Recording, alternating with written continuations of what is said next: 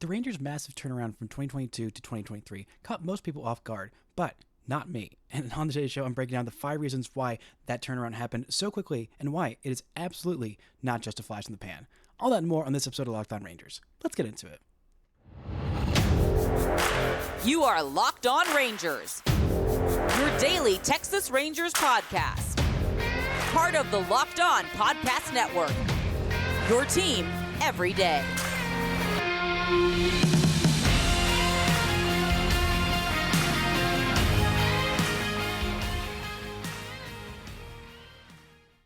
You are locked onto the World Series champion Texas Rangers. I'm Bryce Patrick, a cripplingly addicted Texas Rangers fan covering this team for 10 seasons, including all 5 as the founder and host of this podcast. Thank y'all so much for making Locked On Rangers your first listen every single day. If you're not already, you can follow me on Twitter at Bryce Patrick. You can follow the show at Locked On Rangers. Hit subscribe on your favorite podcasting platform and on YouTube, where the best way you can help grow the show is to comment nearly any single thing below. Now, before we get into this episode, today's show is brought to you by FanDuel. Make every moment more. New customers join today and you'll get $200 in bonus bets if your first bet of $5 or more wins. Visit FanDuel.com/lockedon to get started.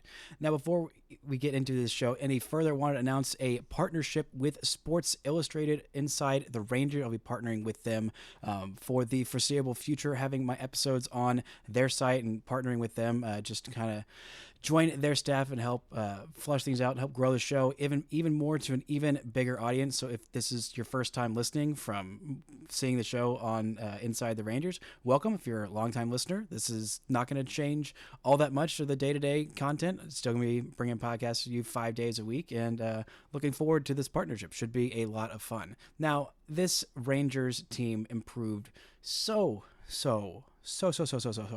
much in 2023, en route to their first ever World Series championship. I mean, just an absolutely massive improvement. 22 wins better in 2023 than in 2022. 35 wins better if you want to include the postseason, which I very much do, because the postseason very much does count. If you want to look at their Pythagorean record improvement, it was only 19 wins better. So I think that's kind of a place where you have to start from how they got so much better in 2023 than 22, is because they weren't quite as bad as the record indicated in 22. This is the team that had just signed Corey Seager and Marcus Semien and John Gray before the 2022 season, and they were in a much better place than 21. 21 was awful. It was a rough season with what seemed like very little hope on the horizon. And in 2022, everyone said, okay, well, here we go. Here's the $500 million infield. Here is where this team starts to take off. And the team lost 94 games that year, 68-94. And you thought, okay, well, that's not great. Then Chris Young takes over about August. John Daniels is fired. Chris Woodward is fired. And things are clearly going to change. And I think the biggest reason for that change, the first reason for the Rangers' massive improvement, is Bruce Bochy. The Bruce Bochy effect is real. It is beautiful. I have seen it. We have all seen it. In 1 year, 1 championship, hadn't coached since 2019, since before the COVID-19 pandemic. He had not coached a Major League Baseball team. He had not managed a Major League Baseball team. Comes out of retirement, year 1, steps into spring training, says, I think this team is good enough to win it all. And when someone like Bruce Bochy, who already had 3 rings at that point, already had 25 years of managing Major League Baseball experience, when he steps into spring training day 1 and says, this team's good enough to freaking win it all, as a player, how could you not believe him? I mean, I liked Chris Woodward as much as the next guy. I thought he was a great dude and a decent manager for the time that the Rangers had him, and he made sense for that point. But when you can get a Bruce Bochy, you sure as heck go do it. And Chris Young, by God did he do it, and by God did it work. The confidence that this man instilled in this team every single day, being the perfect manager for this team, and honestly probably for any team. I can't think of a single team where he wouldn't be a perfect manager, because he is just the perfect modern day manager. the actual blend of old school and new school, like the Rangers thought they were getting in Jeff Bannister back in the day, which they didn't really get back in the day. Bochy is not only feels like everyone's grandpa, he has that kind of even-keeled mentality, that same mentality, that same approach, that same just consistency, which is just the name of the game in baseball, is just being consistent is such an incredibly valuable thing, which is why Marcus Semien is so incredibly valuable, because he's out there doing the same thing every single day and being good every single day. And Bochy, whether this team was coming off a game where they got their butts kicked, or where they kicked everyone else's butts, or they squeaked out a win, or blew a terrible loss, a late lead, it was the same guy day in, day out, and knew how valuable that was to his team, not only the veterans, but especially the young guys. I'm just saying, hey, every day, everyone says this. Every manager says this. This is not just a Bruce Bochy thing. This is just a universal baseball thing of, we're going to approach every game the same way. We're going to take it one day at a time. We're going to, take things as they come, every situation. We're not going to get ahead of ourselves. We're not going to, get out over our skis, whether we're up 10 games in the division, down 10 games in the division. Like, this is still going to go about our business exactly the same way every single day. And this man is about that life. He is very much about that mentality, and just getting the vote of confidence from a guy like that, which he gave basically everyone from day one, even all the way down from the top end of the roster and Corey Seager and Marcus Semien, down to the bottom of the roster and Travis Jankowski, who barely made the 26-man roster on opening day, and then earned his way staying there, playing a pivotal part of this team. Getting that nod from that guy consistently, day in, day out, and seeing him believe in you, how could you not believe in yourself? I mean, if I had Bruce Bochy listen to my podcast and tell me, hey, I'm doing a great job, if he listened to one episode and said that about me, I'd be like, oh, Bruce Bochy knows what he's taught. Actually, I wouldn't say that about podcasting specifically, because I don't know how many podcasts Bruce Bochy is listening to. But about baseball, about what makes a good baseball player, what makes a good baseball team, Bruce Bochy is the expert around the game. The guy delayed his Hall of Fame clock. Not that he cares one iota about that, because he clearly doesn't. But he missed the game.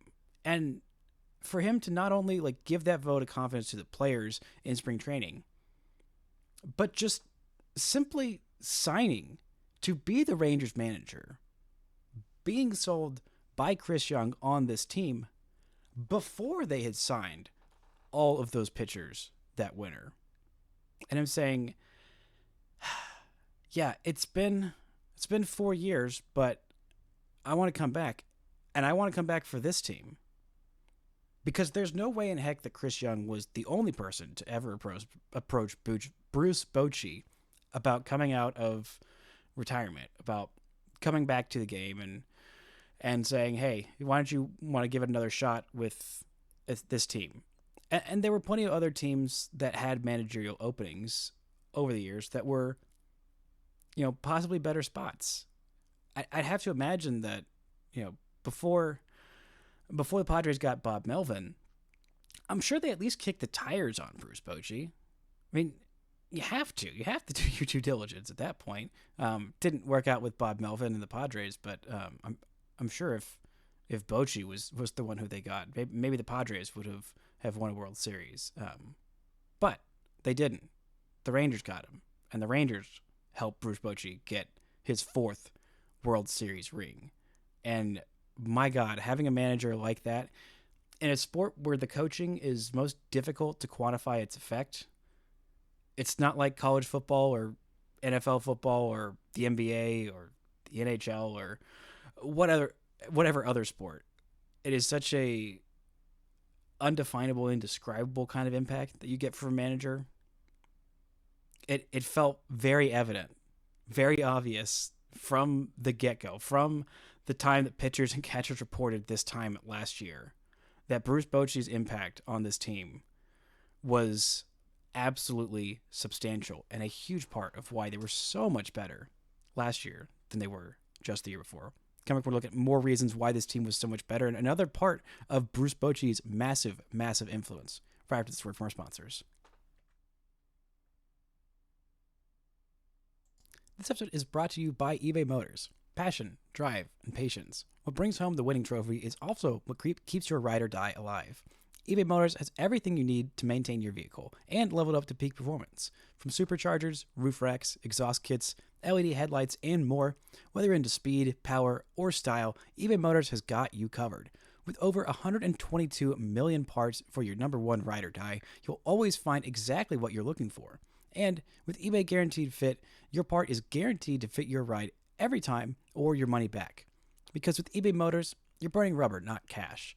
So with all these parts that you need and the prices that you want, it is so easy to turn your car into the MVP and bring home that win. Keep your ride or die alive at ebaymotors.com. Eligible items only. Exclusions apply. eBay Guaranteed Fit only available to U.S. customers. Locked On has launched the first ever national sports 24/7 streaming channel on YouTube. Locked On Sports Today is here for you 24/7, covering the top stories of the local experts of Locked On, plus our national shows covering every single league. Go to Locked On Sports Today on YouTube and subscribe to the first ever national sports 24/7 streaming channel.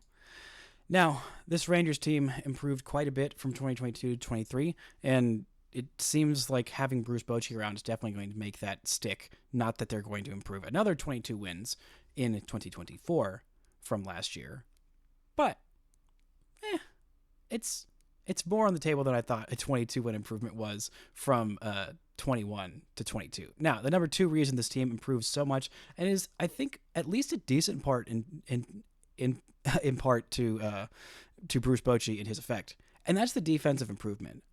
From 22 to 23, this team went from one of the worst defensive teams in all of Major League Baseball to one of the best. And position player-wise, defensively, there was not a whole lot of different players playing every day at their positions. Jonah Heim was the everyday catcher in 22 and 23. Middle infield was the same. Actually, most of the infield was the same, outside of third base, where Ezekiel Duran played the most games at third base in 22, and Young played the most games at third base in 23. The outfield was fairly similar. Right field was Adolis Garcia. Center field was mostly Leody Taveras.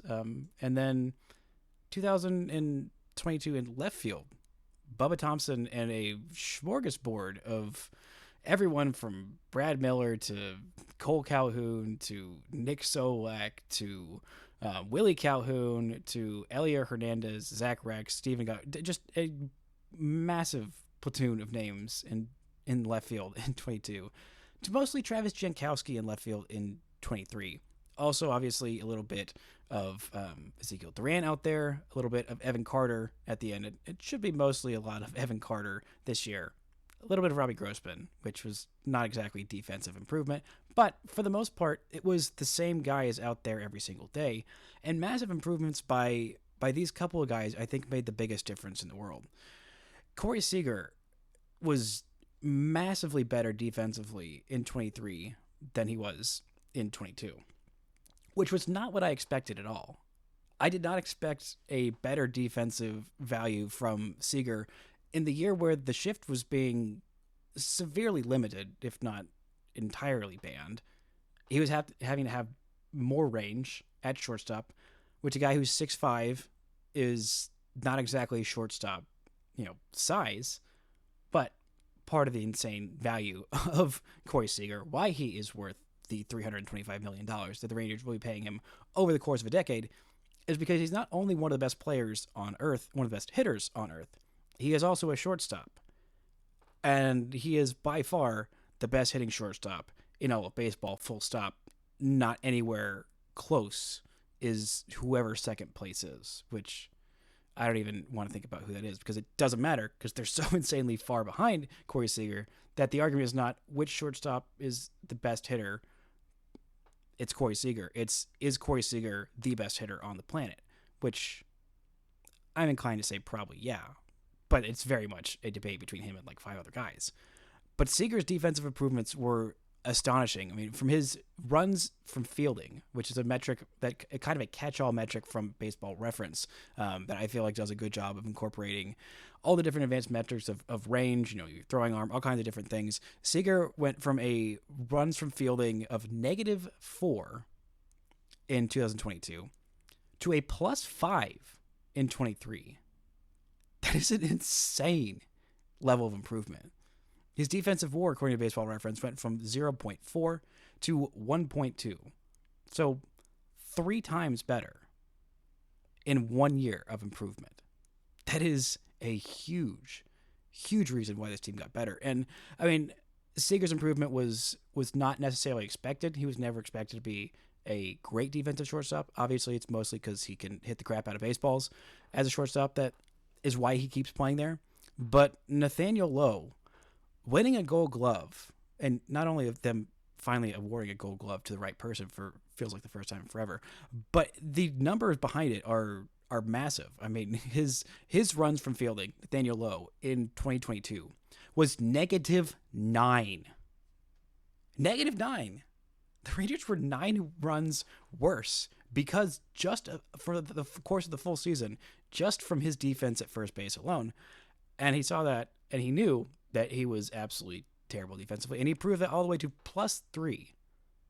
That is a jump of 12 runs of defensive improvement just from Nathaniel Lowe's defense. Also, his defensive WAR was -1.9, according to Baseball Reference, in 22, and still negative, but -0.4, so 1.5 WAR improvement.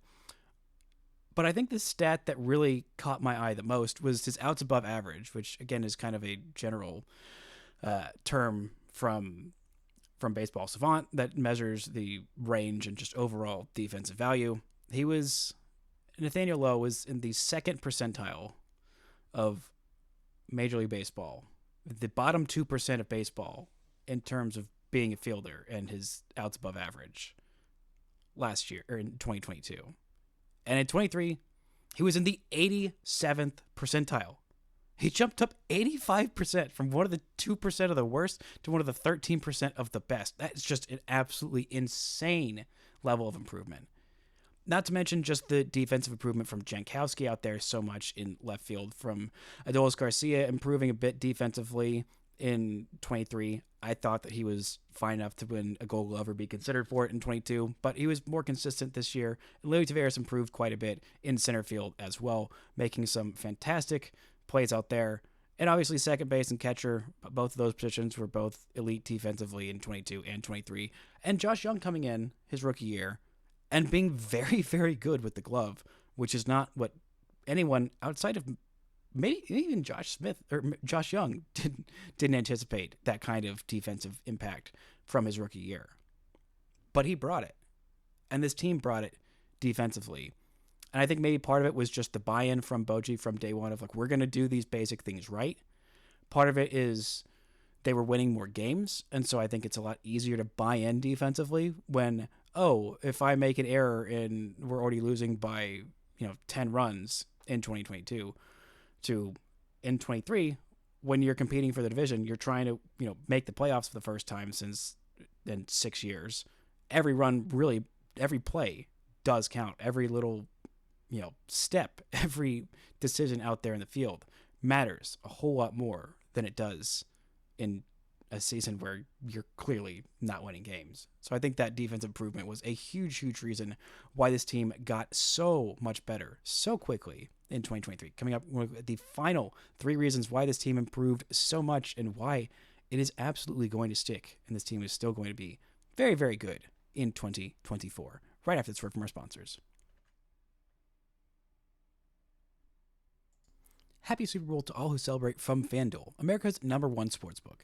If you're like me, Super Bowl Sunday is all about scoring the best seat on the couch, grabbing your favorite football snacks, and placing some super bets. There are all kinds of different bets you can make on this year's Super Bowl on FanDuel. If you want to bet on the Super Bowl MVP, if you want to bet on who scores the first touchdown, if you want to bet on who wins the game, or even if you're looking at something besides the Super Bowl, if you're looking at some futures for MLB, if you're looking at who's going to win the AL MVP this year, if you want to put some money on Corey Seager taking home his first ever MVP trophy, go to FanDuel.com. New customers today, you'll join and you get $200 in bonus bets if your first bet of $5 or more wins. Just visit FanDuel.com/lockedon to sign up. That's FanDuel.com/lockedon.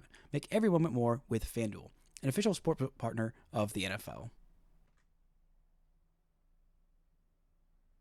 Shout out to the Everydayers for making Locked On Raiders your first listen every single day. On tomorrow's show, we'll be back and talk about the teams in the AL that scare me the most about taking the Rangers AL crown and helping them, or would be hurting them, I guess, from repeating as champions of the AL. And I guess by that standard also of Major League Baseball in general. Now, number 3 reason why this team improved so much so quickly from 22 to 23 is the rotation.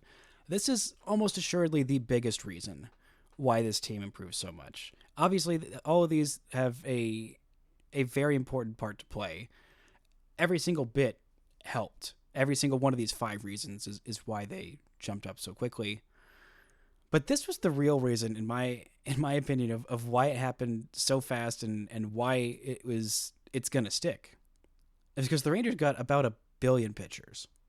And their rotation in 2022 was, frankly, terrible. Martin Perez was amazing. John Gray had some flashes where he was pretty good. Dane Dunning saved this team from having to throw a lot more guys who weren't ready for the big leagues than they did. Glenn Otto kind of helped do the same thing.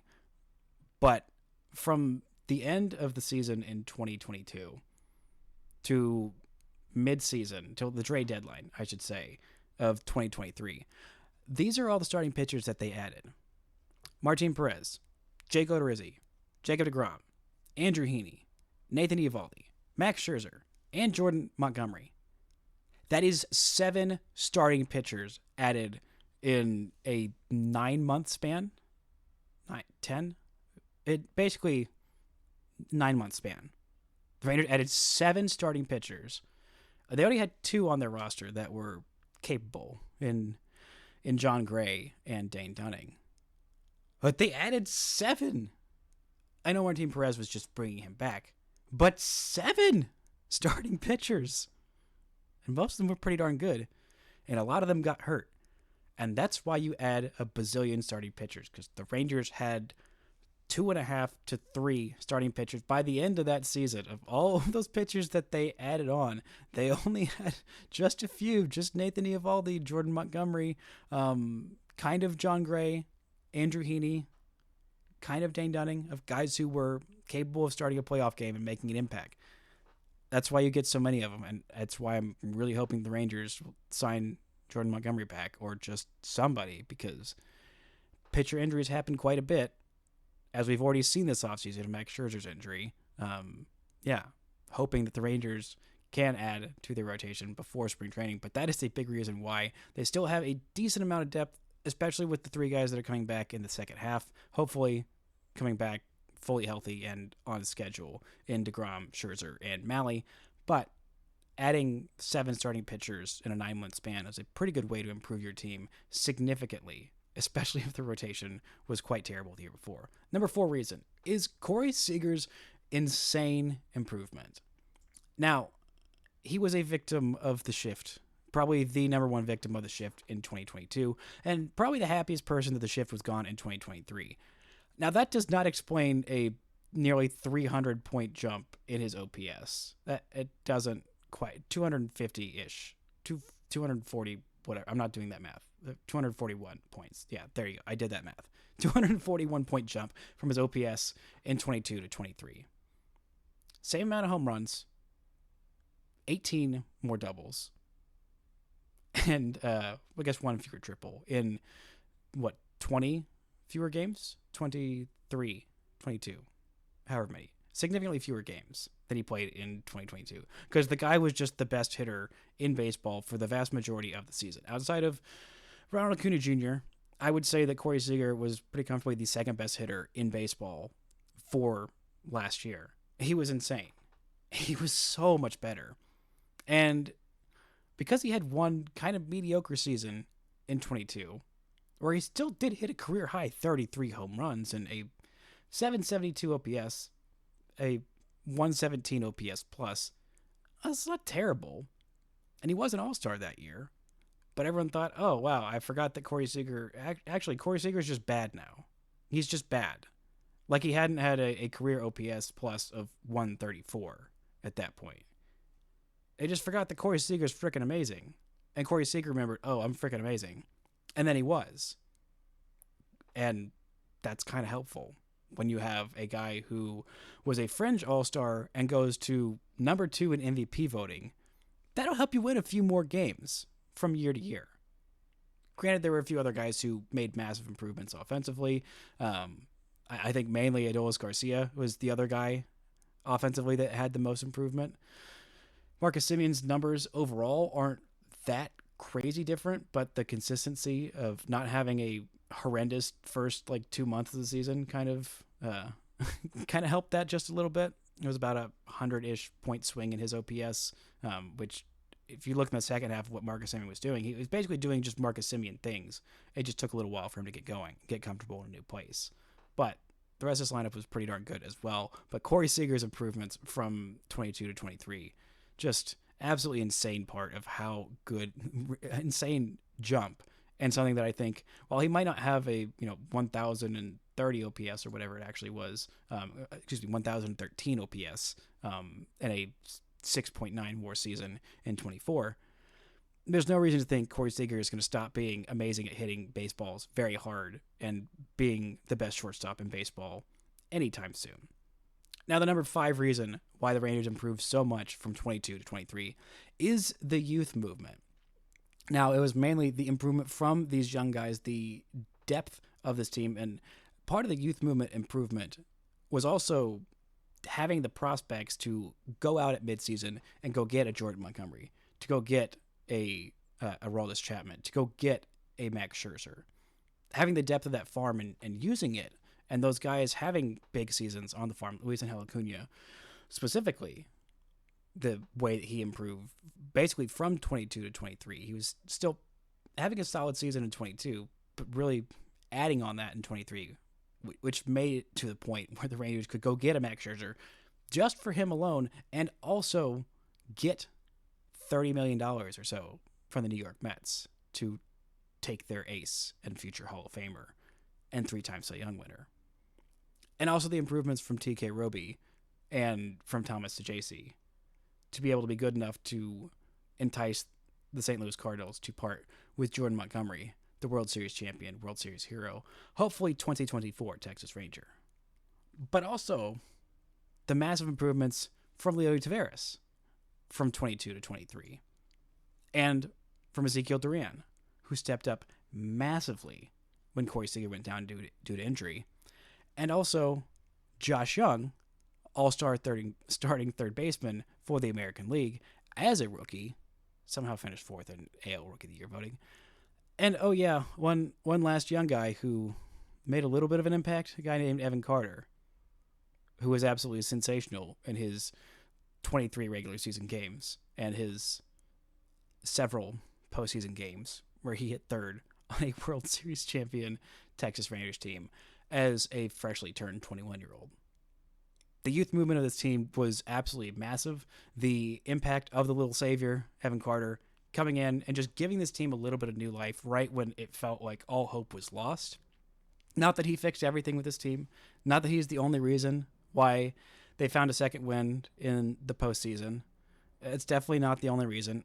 I think all 5 of these things were big reasons why, once it got time to the playoffs, this team was able to shake off that dreadful end of the season, fly all the way over Arlington from Seattle to Tampa, go undefeated in their first 7 playoff games, win the AL, win the World Series, and have that massive, massive improvement.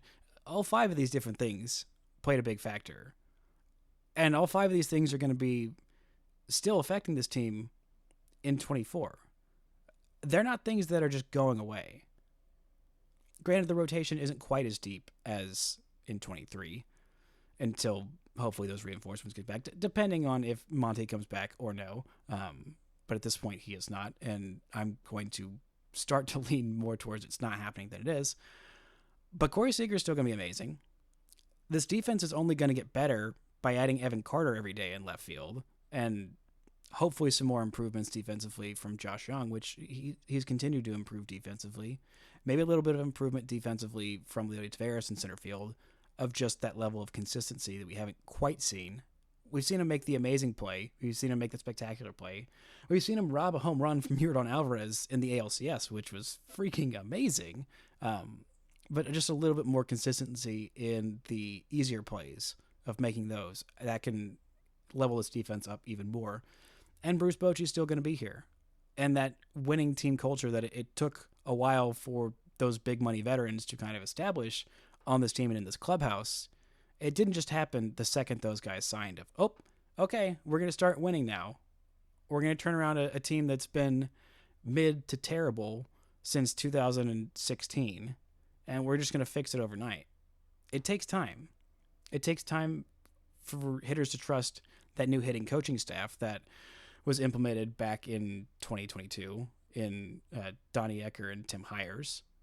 It took a while for those guys to kind of, their changes of approach for some of these hitters that were a little more raw and unrefined, like Adolis Garcia, like Leody Taveras, like just getting the most out of these guys who were kind of on the fringes, and also get the most out of their superstars.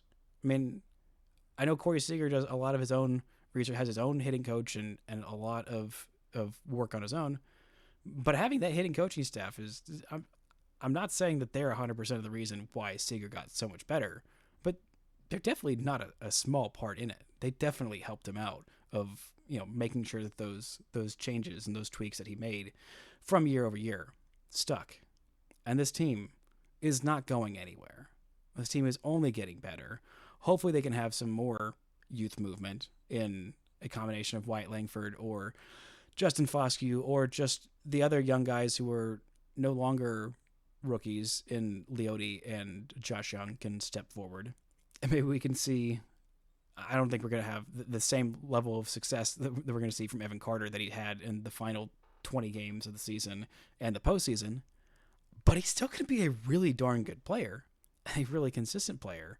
And this team is just, man, the sky is the limit for them. They've already won a championship in year one of the window actually being open. Actually, year -1, because the window wasn't supposed to be open until this year.